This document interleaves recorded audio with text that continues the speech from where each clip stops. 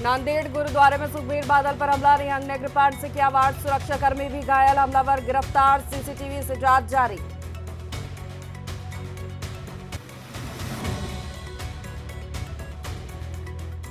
राहुल गांधी पहुंचे supreme court, आय से अधिक संपत्ति मामले में सीबीआईडी जांच को चुनौती, इलाहाबाद हाईकोर्ट के आदेश पर उठा सवाल।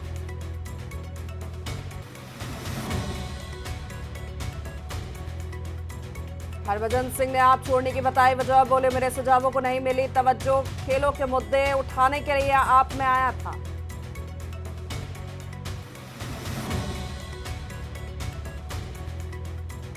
दिल्ली दंगों के मामले में 13 आरोपी बरी, मुख्य गवाह की गवाही पर कोर्ट ने उठाए सवाल, सबूतों के अभाव में मिला आरोपियों को संदेह का लाभ।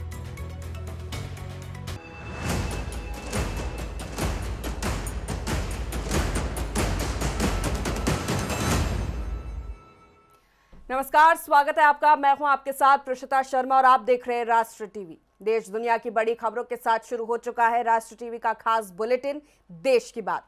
आज बात होगी नांदेड़ में सुखबीर सिंह बादल पर हुए हमले की, बात होगी राहुल गांधी के सुप्रीम कोर्ट पहुंचने की, झारखंड में छात्र आंदोलन और पुलिस कार्रवाई पर भी होगी पूरी चर्चा। साथ ही जानेंगे हरभजन सिंह के आप छोड़कर बीजेपी में जाने की वजह और दिल्ली दंगों के मामले में 13 आरोपियों के बरी होने का पूरा अपडेट। देश की सियासत से लेकर अदालत तक, आंदोलन से लेकर बड़े सियासी फैसलों तक हर खबर पर होगी पैनी नजर। तो बने रहिए हमारे साथ, क्योंकि देश की हर बड़ी बात होगी अब सीधे और बेबाक अंदाज में।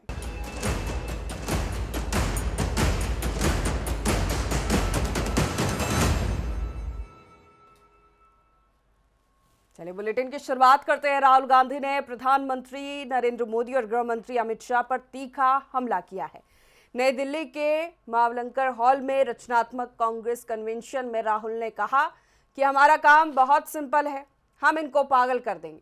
मैं आपको बताता हूं, नरेंद्र मोदी रात को नहीं सोता है, उसके अलग अलग कारण हैं। एक मुख्य कारण है और कई छिपे कारण हैं। आपने देखा अमित शाह क्या कहते थे, चाणक्य सरदार पटेल वो कहां भाग गए।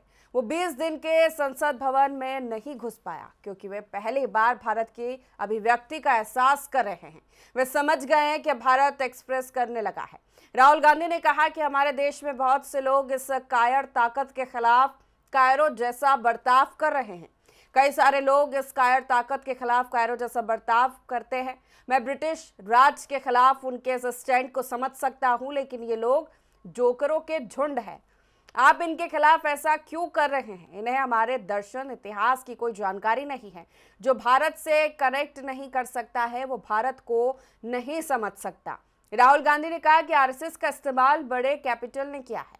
मिस्टर अंबानी और मिस्टर अडानी ने आरएसएस पर कब्जा कर लिया है। आरएसएस का अब वजूद खत्म हो गया है। आज आरएसएस मिस्टर अडानी का हथियार है। पहले आरएसएस जो छोटे छोटे बिजनेस वाले थे, मिठाई वाले थे, सोनार लोहार बनिया समुदाय के लोग थे, वे आरएसएस थे।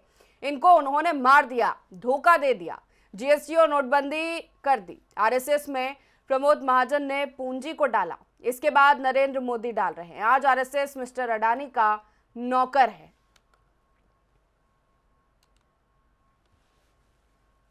अगली खबर का रुख करेंगे। महाराष्ट्र के नांदेड़ में गुरुवार को शिरोमणि अकाली दल के अध्यक्ष और पंजाब के पूर्व उप मुख्यमंत्री सुखबीर सिंह बादल पर हमला हुआ। पुलिस ने बताया कि गुरुद्वारा माता साहेब कौर में एक निहंग ने उन पर कृपाण से हमला किया। बादल के हाथ पर चोट लगी है। उनकी सुरक्षा में तैनात एक पुलिसकर्मी भी घायल बताया जा रहा है। सुखबीर सिंह बादल परिवार के साथ नांदेड़ गुरुद्वारा में माथा टेकने गए थे। सुखबीर बादल को यशोसाई अस्पताल में भर्ती किया गया है। महाराष्ट्र पुलिस ने हमले को लेकर कहा कि दोपहर करीब 1 बजे यह हमला हुआ। हमलावर निहंग जसपाल सिंह को महाराष्ट्र पुलिस ने गिरफ्तार कर लिया है। सुखबीर बादल पर 4 दिसंबर 2024 को भी हमला हुआ था। गोल्डन टेम्पल में सेवादार के धार्मिक सजा भुगतने के दौरान उन पर फायरिंग की गई थी। महाराष्ट्र के मुख्यमंत्री देवेंद्र फडणवीस ने नांदेड़ के पुलिस अधीक्षक से बात की और पंजाब के पूर्व डिप्टी सीएम और शिरोमणि अकाली दल के प्रमुख सुखबीर सिंह बादल पर हुए हमले की जांच के आदेश दिए। इस हमले के दौरान बादल के सुरक्षाकर्मी संतोष ने भी हमलावर को रोकने का प्रयास किया, जिसमें वे भी घायल हुआ। हमलावर को हिरासत में लेकर पूछताछ की जा रही है। घटना से जुड़े सीसीटीवी फुटेज और प्रत्यक्षदर्शियों से जानकारी भी जुटाई जा रही है। लोकसभा में विपक्ष के नेता राहुल गांधी ने सुप्रीम कोर्ट का रुख किया है। उन्होंने इलाहाबाद हाई कोर्ट के उन आदेशों को चुनौती दी है जिनमें केंद्रीय अन्वेषण ब्यूरो और प्रवर्तन निदेशालय को उनके खिलाफ लगाए गए आय से अधिक संपत्ति के आरोपों की जांच करने को कहा गया था। यह आरोप भाजपा के कार्यकर्ता ने लगाए हैं। आरोप है कि राहुल गांधी के पास उनकी आय के मुकाबले ज्यादा संपत्ति है। जानकारी के अनुसार कर्नाटक के रहने वाले भाजपा कार्यकर्ता विघ्नेश शिशिर की शिकायत पर कोर्ट ने सीबीआई और ईडी को जांच करने को कहा गया था। हाईकोर्ट ने मई में दिए अपने आदेश में कहा था कि अगर याचिकाकर्ता की शिकायत मिली है तो उसमें लगाए गए आरोपों की कानून के मुताबिक जांच की जानी चाहिए। कोर्ट ने कहा था कि सीबीआई या ईडी कानून के तहत जो भी जरूरी कदम उठा सकते हैं वे उठा सकते हैं। इसके बाद हाईकोर्ट ने दोनों जांच एजेंसियों को जांच में हुई प्रगति की जानकारी कोर्ट को देने का निर्देश दिया था। 20 जुलाई को दिए अपने अगले आदेश में हाईकोर्ट ने सीबीआई के हलफनामे पर नाराजगी जताई। कोर्ट ने कहा कि सीबीआई का हलफनामा उसके पहले दिए गए निर्देश के मुताबिक नहीं था। अगली खबर बिहार से है। बायो वेस्ट डस्टबिन के खरीद को लेकर सियासत एक बार फिर गर्मा गई है। आरजेडी ने स्वास्थ्य विभाग में कथित तौर पर महंगे दाम पर डस्टबिन खरीदने का आरोप लगाया है। आरजेडी विधायक और लोक लेखा समिति के सभापति भाई वीरेंद्र का दावा है कि 1500 रुपए कीमत वाला बायो वेस्ट डस्टबिन 15,000 रुपए में खरीदा गया। उन्होंने आरटीआई से सामने आई जानकारी का हवाला देते हुए सरकार से पूरे मामले में जवाब मांगा है। वीरेंद्र ने कहा कि अगर आरोप सही है तो ये सरकारी धन के दुरुपयोग का गंभीर मामला हो सकता है। उन्होंने आशंका जताई कि ऐसे और भी मामले सामने आ सकते हैं और विधानसभा के शीतकालीन सत्र में इस मुद्दे को प्रमुखता से उठाने की बात कही। वहीं उन्होंने 19 अगस्त को राजभवन चर्चा का भी ऐलान किया। इस दौरान सिवान में छात्रों पर कथित गोलीबारी समेत अपराध से जुड़े मुद्दों को लेकर राज्यपाल को ज्ञापन सौंपने की बात कही गई है। आरोप है और ये आरटीआई के तहत मांगा गया है। तो आरटीआई में ये खुलासा किया गया है कि 1500 का डस्टबिन जो है 15,000 में खरीदा गया है। वो साफ तौर से जाहिर होता है कि एनडीए की सरकार में जितने भी मंत्रालय, अधिकांश मंत्रालय, उसमें इसी तरह का अगर जांच होगा तो निश्चित रूप से लोग पकड़े जाएंगे। ऐसे ही नहीं मालूमाल हो रहे हैं लोग, है ना। कई जगहों में इतना पैसा है कि रखने का जगह नहीं उन लोगों के पास। तो यही सब जनता की गाड़ी कमाई का दोनों हाथ से लूट रहा है लोग, और जनता को केवल ढकोसला दे रहा है लोग कि हम जनता के लिए काम कर रहे हैं। जनता का दोहन शोषण हो रहा है। इसलिए इस मामले को हम सदन में उठाने का काम करेंगे और सीएजी का रिपोर्ट आएगा, ले होगा, अगर ले हो गया होगा हमारे पास रिपोर्ट आएगी तो मैं इसका अध्ययन करके उचित कार्रवाई करने। झारखंड विधानसभा घेराव के दौरान छात्रों और पुलिस के बीच हुई झड़प के मामले में रांची पुलिस ने कार्रवाई शुरू कर दी है। पुलिस ने प्रदर्शन में शामिल करीब 100 लोगों को नामजद करते हुए 500 अज्ञात प्रदर्शनकारियों के खिलाफ प्राथमिकी दर्ज की। इस बीच अखिल भारतीय विद्यार्थी परिषद ने देशव्यापी प्रदर्शन का ऐलान कर दिया है। बताया गया है कि विधानसभा घेराव के दौरान प्रदर्शनकारियों और पुलिस के बीच तनाव की स्थिति उत्पन्न हो गई थी। इस दौरान दोनों पक्षों के बीच झड़प भी हुई। घटना के बाद पुलिस ने पूरे मामले की जांच शुरू करते हुए वीडियो फुटेज और अन्य उपलब्ध साक्ष्यों के आधार पर प्रदर्शनकारियों की पहचान की प्रक्रिया शुरू कर दी। पुलिस के अनुसार प्राथमिकी में सरकारी कार्य में बाधा डालने, पुलिस के साथ धक्का मुक्की और उपद्रव समेत अन्य आरोपों को शामिल किया गया है। नामजद आरोपियों के अलावा बड़ी संख्या में अज्ञात लोगों को भी मामले में आरोपी बनाया गया है। पुलिस अब प्रदर्शन के दौरान बनाए गए वीडियो, सीसीटीवी फुटेज और सोशल मीडिया पर उपलब्ध तस्वीरों के आधार पर अन्य आरोपियों की पहचान करने में जुटी है। मामले में आगे और लोगों के नाम जोड़े जा सकते हैं। वहीं छात्र संगठनों ने पुलिस की कार्रवाई पर सवाल उठाते हुए कहा है कि वे अपनी मांगों को लेकर लोकतांत्रिक तरीके से आंदोलन कर रहे थे। तो झारखंड छात्र आंदोलन मामले में आज पुलिस प्रशासन ने 600 प्रदर्शनकारियों पर प्राथमिकी दर्ज की है, जिनमें 100 को नामजद किया गया। 500 प्रदर्शनकारियों पर अज्ञात एफआईआर दर्ज की गई है। इसके बाद सियासी माहौल भी गर्मा गया है। एबीवीपी ने देशव्यापी आंदोलन का ऐलान कर दिया है और जिस तरह से छात्र लगातार अपनी मांग पर अड़े हुए हैं, उनका कहना है कि जब तक सरकार हमारी मांग नहीं मान लेती तब तक हम आंदोलन करते रहेंगे।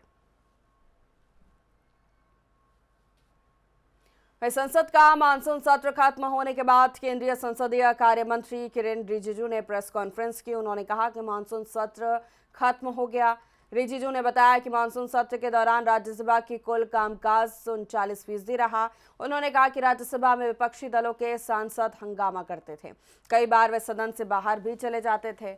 उन्होंने कहा कि इसके बावजूद राष्ट्रीय जनतांत्रिक गठबंधन यानी एनडीए के दूसरे ज्यादातर दलों के सांसद और कुछ विपक्षी दलों के सांसद बहस चर्चा में शामिल हुए। रिजिजू ने बताया कि मानसून सत्र के दौरान राज्यसभा की कुल उत्पादकता 39% रही, लोकसभा की उत्पादकता 19% रही। रिजिजू ने बताया कि लोकसभा में 12 विधेयक पारित किए गए, सिर्फ एक विधेयक पर चर्चा की गई, जबकि राज्यसभा में सभी विधेयकों पर चर्चा हुई। वहीं आगे उन्होंने कहा, लोकसभा में सत्र के दौरान केवल एक विधेयक पर पूरी तरह से चर्चा हो पाई है। ये विधेयक सार्वजनिक परीक्षाओं में पेपर लीक और दूसरे अनुचित तरीकों को रोकने से जुड़ा लोक परीक्षा संशोधन विधेयक 2026 था। इस विधेयक का मकसद पेपर लीक, परीक्षा में संगठित नकल, अन्य गड़बड़ियों के खिलाफ कानूनी प्रावधानों को और सख्त करना। ये 2024 के मौजूदा कानून में संशोधन करता है। संसद ने जुलाई के आखिर में इस विधेयक को मंजूरी दी थी, जो अब कानून बन चुका है।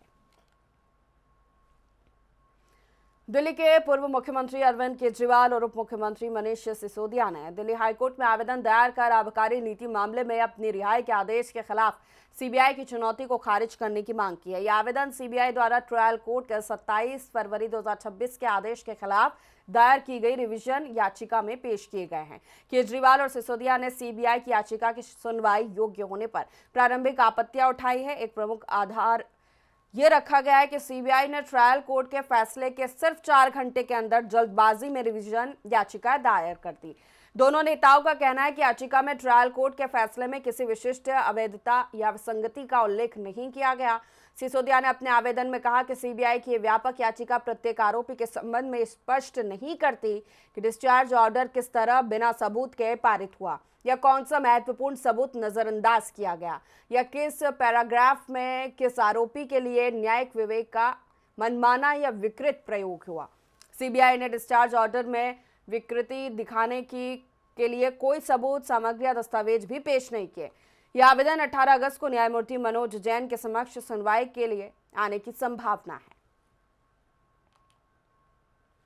वहीं दिल्ली के कड़कड़डूमा कोर्ट ने गुरुवार को 2020 के उत्तर पूर्वी दिल्ली दंगों से जुड़े एक मामले में महत्वपूर्ण फैसला सुनाया। अदालत ने इस मामले में आरोपी बनाए गए 13 व्यक्तियों को बरी कर दिया है। न्यायालय ने अपने आदेश में स्पष्ट किया कि अभियोजन पक्ष के मुख्य गवाह की गवाही संदेह के घेरे में थी, इस कारण आरोपियों के खिलाफ लगाए गए आरोप सिद्ध नहीं हो सके। अदालत ने कहा कि गवाह की विश्वसनीयता पर गंभीर प्रश्न चिन्ह लगे थे, ऐसे में किसी भी आरोपी को दोषी ठहराना न्याय संगत नहीं होगा। दंगा मामलों में अक्सर गवाहों की पहचान और उनकी गवाही की सत्यता एक बड़ी चुनौती होती है।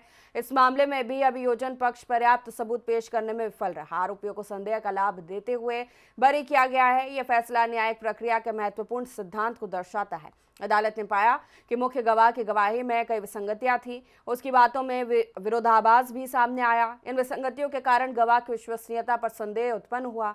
न्यायिक प्रणाली में गवाह की गवाही का पुख्ता होना आवश्यक है। यदि गवाह की गवाही कमजोर हो तो आरोपी को बरी किया जा सकता है।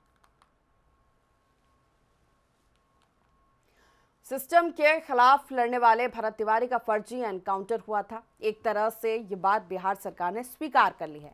पहले इस कांड के प्रथम दृष्टया दोषियों को प्रतीकात्मक सजा दी गई। अब राज्य की सम्राट चौधरी सरकार ने न्यायिक जांच में बिहार पुलिस के अपराध की पुष्टि के बाद बड़ा ऐलान किया।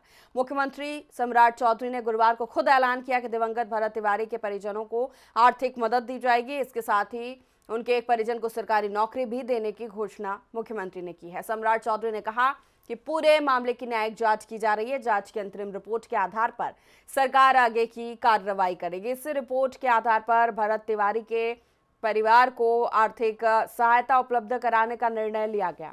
सीएम ने कहा कि दिवंगत भरत तिवारी के परिवार की मदद के लिए सरकार परिवार के एक सदस्य को सरकारी नौकरी भी देगी। सरकार के इस फैसले से परिवार को आर्थिक और सामाजिक सुरक्षा मिलने की उम्मीद है। इससे पहले 24 जुलाई को सीएम सम्राट चौधरी ने भरत तिवारी के परिजनों से मुलाकात की थी। उन्हें इस मामले में निष्पक्ष जांच का आश्वासन दिया था। तब उन्होंने सोशल मीडिया पर तस्वीर शेयर करते हुए लिखा था कि स्वर्गीय भरत तिवारी जी के परिवार को न्याय मिलेगा। तब ये तस्वीर सोशल मीडिया पर खूब चर्चा में रही थी। राम मंदिर चंदा मामले को लेकर संसद में सत्ता पक्ष और विपक्ष के बीच लगातार सियासी बयानबाजी देखने को मिली। इसी मुद्दे पर समाजवादी पार्टी सांसद आदित्य यादव ने राष्ट्र टीवी से खास बातचीत की। सत्ता पक्ष का कहना है कि मामला अदालत में विचाराधीन है और एसआईटी इसकी जांच कर रही है, इसलिए संसद में इस पर चर्चा का कोई आधार नहीं है। वहीं विपक्ष का आरोप है कि सरकार महत्वपूर्ण मुद्दों पर जवाब देने से बचती रही। पूरे मानसून सत्र के दौरान विपक्ष के प्रदर्शन और हंगामे को लेकर भी सत्ता पक्ष ने सवाल उठाए। इसके अलावा उत्तर प्रदेश में आगामी विधानसभा चुनाव से पहले इटावा में केदारनाथ की तर्ज पर मंदिर निर्माण को लेकर भी सियासत तेज है। सवाल उठ रहे हैं कि क्या ये मंदिर चुनावी रणनीति का हिस्सा है और क्या इसके जरिए मतदाता को साधने की कोशिश की जा रही है। इन तमाम मुद्दों पर आदित्य यादव ने अपनी प्रतिक्रिया दी। बातचीत करने के लिए समाजवादी पार्टी के सांसद आदित्य राव उनसे बात करते हैं। सर, आप लोग जिस तरीके से अभी चंदा लेकर हनुमान मंदिर चढ़ा चोरी को लेकर आए हो, क्या कहना चाहोगे, आगे की क्या? देखिए, हम लोगों ने चंदा चढ़ाने का था क्योंकि एक बड़ा पैसा प्रदर्शन के दौरान इकट्ठा हुआ, आस्था का पैसा था और हम लोगों का भरोसा था कि ये जितना भी पैसा है किसी तरीके से हम लोग इसकी रक्षा कर पाएं, क्योंकि भारतीय जनता पार्टी केंद्र की सरकार हो चाहे प्रदेश की सरकार हो, इनसे कुछ नहीं हो पा रहा है भारतीय जनता। और ये जो चंदे का पैसा था 2,15,490 तथा 2 सोने की गिन्नी, ये हम लोगों ने आज यहाँ पे श्री हनुमान जी के बहुत पौराणिक मंदिर है उसमें आकर हम लोगों ने देने का काम किया है, उसको दान देने का काम किया है।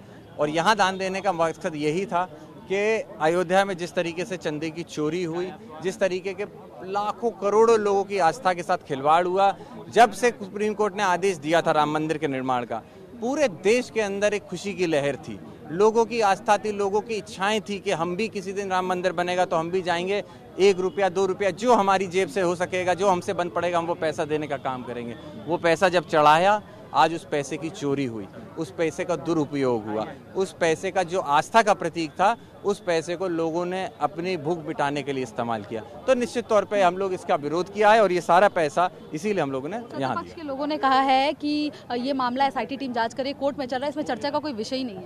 देखिए, एसआईटी टीम जांच कर रही है, बिल्कुल जांच करे, लेकिन एसआईटी टीम प्रदेश की है।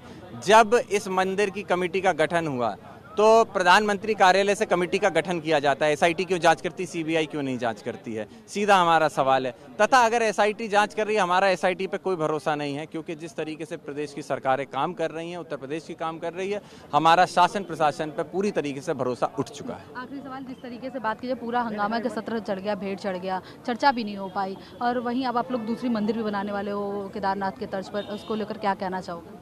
देखिए, मंदिर बन रहा है, निर्माण लगभग खत्म होने की कगार पे है। आने वाले कुछ ही महीने में हम लोग मंदिर के दर्शन के लिए जाएंगे और उसके बाद निश्चित तौर पे समाजवादी पार्टी के राष्ट्रीय अध्यक्ष तथा पार्टी के सभी सांसद और सभी पार्टी के कार्यकर्ता प्रभु श्री राम के दर्शन करने भी जाएंगे। चुनाव को देखते हुए वोटरों को साधने के लिए मंदिर बनाया जा रहा है, इस तरीके से चुनाव नजदीक है। नहीं, वो शायद आप राम मंदिर की बात कर रही हैं, वो मंदिर बन चुका है पहले ही। राम मंदिर नहीं, जो नया मंदिर बन रहा है, चुनाव को देखते हुए इस तरीके का मंदिर बनाया जा रहा है केदारनाथ के तर्ज पे। जो केदारनाथ मंदिर तो हम लोगों ने बहुत पहले से इसका निर्माण का काम शुरू किया हुआ, ये हम लोग की आस्था का विषय था। अक्षुण रेखा पे वो मंदिर इटावा में आता है, किसी ने कभी नहीं सोचा था, वो आदरणीय अखिलेश यादव जी ने उसको बनाने का काम किया। तो निश्चित तौर पे हम लोगों की उससे आस्था जुड़ी हुई है, तो उसका हम लोग काम करें। बातचीत करने के लिए दिल्ली से राष्ट्रीय टीवी के लिए रिया पांडे, कैमरामैन कन्हैया के साथ। इसी के साथ देश के बाद में फिलहाल इतना ही। लगातार बने रहिए राष्ट्रीय टीवी के साथ। नमस्कार।